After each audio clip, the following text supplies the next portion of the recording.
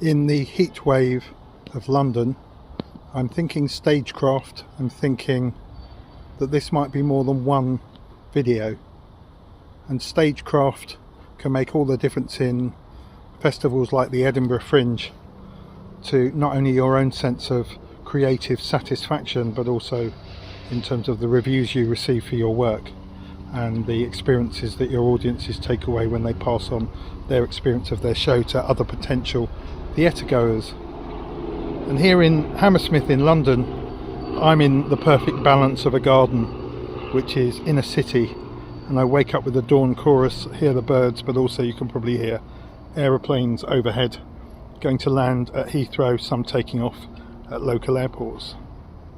And I mention that because for me, stagecraft at the Edinburgh Fringe is all about getting the balance right. Many of the venues are pop-up, many of the venues are not year-round, and so they put up theatre spaces, some of which are really impressive and could give any year-round venue a run for its money, but others don't. And what you'll also find is when you come up to play a week or the whole month at something like the Edinburgh Fringe, or take your show to Kansas Fringe, or head over to another country to perform, is you can't necessarily, and probably can't at all, take your set and your props exactly as you've performed, say, in your home city or on a local tour. And that means making compromises, or actually taking the positive step of rethinking your show, or even starting with a blank sheet of paper in terms of the stagecraft. And the stagecraft can be everything from your lighting, your sound, and I'm focusing in this video particularly on your set and your props. Now, it may well be, as I've heard from lots of companies, they buy the furniture up in Edinburgh, and there's no way they can transfer in a van, for example, everything that they need for a show. Some build their set when they arrive, others decide to cut back and cut down, and there have been some shows that have been very successful, solo work. They've ditched the set entirely, maybe redesigned the whole thing to literally be in a black box space. But sometimes that hasn't worked, and you realise that the vision of the piece was very much around the physical stagecraft that went with it, and that a show that clearly had been very precisely designed and rehearsed and teched on the lighting board at home, that was very, very top drawer and brilliant in what it could do, is now in a venue that's got half, if not less than half, of the lights available, and they haven't quite got it right with such little time in the get-in. And so part of that is, as I've said in other videos, let's start with the lighting, is to make those decisions and be confident about them way before you arrive at your Fringe festival. And think about what you're trying to achieve through that lighting. Similarly with sound, and similarly with your props and your set. Now, there is no one right answer here, and as I've mentioned and spoken, and we interview people who make theatre and get great reviews from us, some of them, and we ask them about their set design and the vision that they had for the piece and why it worked so well, and they'll be able to articulate that very, very clearly, and they'll often tell us about how they had to do a rethink, and that they changed the location of scenes, they changed even some of the lines, they moved stuff around because of the venue that they were actually in. That can be the difference sometimes between a place that's just noisier, and there's a lot of noise bleed in some venues, and we've got some horror stories of venues right up by Edinburgh Castle where cannons go off and you hear the sound of lots of bagpipes marching by just at what would have been a very quiet moment for your show, and you don't want to find that out in front of an audience with the critics. So setting that all up in advance, designing that, knowing your venue that you're coming to, and if you can, visiting that venue, if you can, as early as possible, if you can do that, or getting somebody you might know in Edinburgh to film it, just even if you can get any clues about how that venue is going to play out, you'll be able to get your stagecraft much more within your control. But I'm going to focus here particularly on set and props. Now, well-funded shows will have a prop buyer who will get just the right things. Here you might be in Edinburgh looking in charity shops and flea markets and begging and borrowing. Now, where that goes wrong is where some charity shop white shirts that kind of look like grandad shirts, as they're sometimes called, and they're put in a Shakespeare play, they just jar. They're not exactly the same as medieval shirts. Similarly with hats, similarly with costumes, getting it roughly right isn't going to be enough for the audience to suspend their disbelief and be in the world that you've created for them. And I guess what it is at Edinburgh is you're already being asked as an audience to suspend your disbelief by the time you come into a converted lecture theatre. And there are venues in Edinburgh where you don't just sit in your rows, you actually find yourself leaning on desks in front of you in a raked theatre and being expected to go 500 years into the past or 100 years in the future, or into the world of a Dickensian novel, or the absurd world of theatre of the absurd, set in a particular place, and you're already suspending your disbelief, leaning in within a venue that really doesn't feel always quite like it's a proper theatre. So the audience is usually goodwill towards that, but what they don't want to do is then lean into something on stage where it's just not quite right.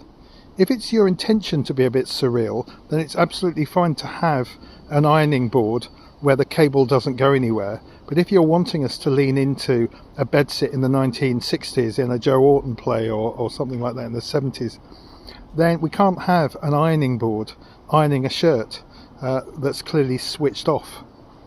And I remember one of our reviewers who had won awards in the West End did a bit of reviewing for us, and he went to see a show that was supposed to be kind of East End gangland mafiosi type stuff, and he just immediately pointed out, he said, they're drinking, I think it was iron brew, and it's supposed to look like whiskey, and whiskey isn't that colour.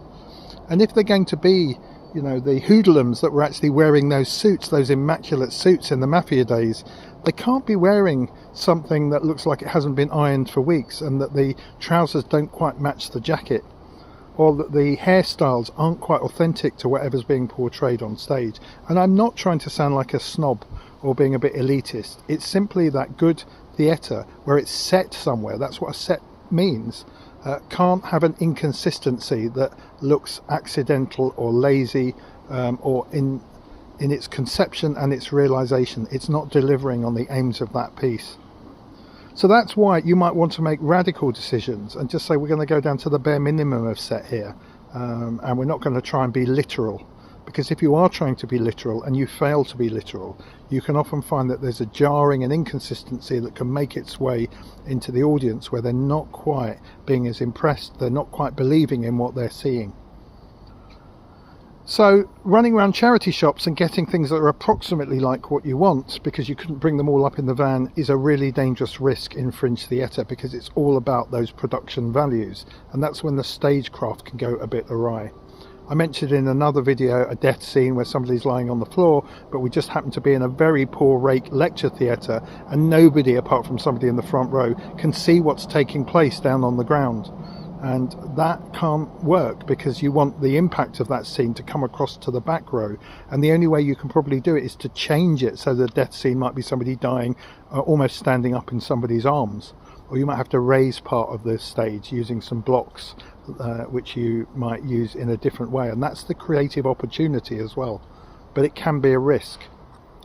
So there can be an inconsistency in set, but also there can be an inconsistency, an imbalance between your choices around props, your choices around set. So if you've got a very elaborate set, for example, which in your original production had lots and lots of props for everything, and you've just cut back on the props but not the set can become quite overbearing, a bit too prominent. And equally, I've seen stuff where clearly, and this is often the case, the set itself has been cut right back, and it's just kind of an almost symbolic set now rather than a literal one, but we've still got loads and loads of props on stage, and it feels like they're far too many. And there's just an imbalance between what are you expecting? Are you expecting us to lean in and just believe and use our imaginations for the set that we're in, but somehow you've just got far too many props that are playing in a space as if there was a set that's not there? Again, it can diminish in terms of impact and authenticity. If it's set in the 70s, it has to look like it's in the 70s. If it's set in medieval times, it has to look like it's in medieval times. And the sort of hodgepodge of different props can often make it look, I'm going to use the word not to be denigrating about amateur work, but one of the reasons amateur sometimes means amateur is people aren't being paid, and the people backstage aren't getting proper salaries, and so we don't have paid prop buyers and set designers. We do what we can with the resources we've got, but if you're looking on the professional scene, that's a bit tougher. Now, of course, many fringe shows are not getting paid properly, and there are lots of issues around that too, but what you can do is make the mindful choices of saying, well, we don't have the budget for a set, so we're going to do a minimal set, and make that clear and be very, very conscious about what you're doing and why. But then don't have that jarring against far too many lighting cues. I've even seen a lighting set which is kind of lighting things where set should be, and it's not quite there, and the whole thing feels off balance. So it's certainly a creative opportunity, but it's certainly a creative risk to go to fringe festivals and the balance all goes haywire in terms of the set, lighting, sound and prop. Balance between it, consistency, authenticity. It needs creative meetings, but it also needs rehearsal that can simulate and recreate the dimensions of the theatre space, and where you can work with the props that you will be using as close as you can up in Edinburgh. And I would say one less thing to do is to go traipsing around town trying to recreate literally what you've done back at home or on your tour locally. What would be better would be to reimagine it, have a plan B. How could we do this piece if things are very different when we arrive and we can't get the props that we want? I've never seen a theatre show that's so dependent on all the props that there couldn't have been some less. Sometimes though the set is astounding. And I just mentioned The Shark is Broken, that was a fringe show that went to Broadway and off Broadway and went to London and won awards.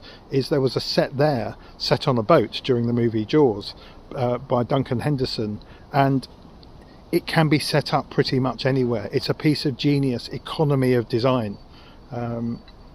And so had they created a full seaside set with water, you know, and all kinds of stuff, or however they'd have done that, with a revolving stage that was dependent wherever they played, they'd have to have a revolving stage. They had to have a full boat rather than the thing. Have a look online for The Shark is Broken that was created.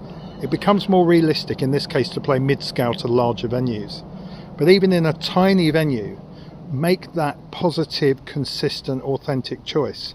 The stagecraft sometimes isn't about reproducing what you've already done, but introducing and innovating what you actually need to show.